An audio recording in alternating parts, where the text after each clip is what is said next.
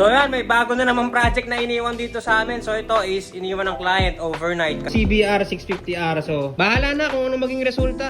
Kami na lang ulit ni Master Wang yung bahala dyan. So ito, nakabaklas na. Ang tinatawag natin Master na yun. Pinapagkapong lang yung ating wiring harness kit. Pakita ko lang sa inyo. So hindi pa namin sinasara para mapakita ulit sa inyo kung paano natin nilatag yung mga wiring nito. Yan yung ating pinaka single kill switch. Yan, nakasunod lang ulit sa main harness ng bike. Lahat ng wiring natin. Ito yung light ballast. So dito, malaki kasing spasyo to. Dito natin tago. And then the rest, nakagapag dito sa ilalim ng tangke. Yan. Then dito sa battery box, yung ating positive and negative terminal ng battery. Then syempre, yan yung ating fuse. Then yun yung mga relays natin, natakpan lang ng mga gamit. Pero yan basically yan na lahat yun. Siyempre, pakita ko sa inyo yung hidden auxiliary light setup natin dito. Hanapin nyo nga. Hanapin nyo nga yung ilaw.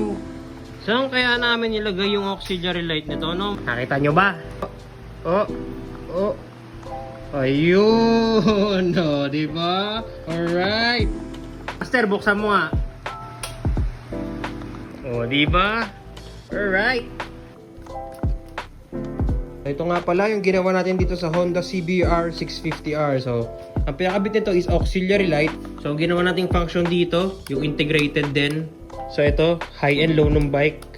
So, pag gustong gamitin yung auxiliary light, meron lang siyang single kill switch. Ayan, sasabay na auxiliary light. Kasabay na siya dun sa control ng headlight. And sabay din sa passing.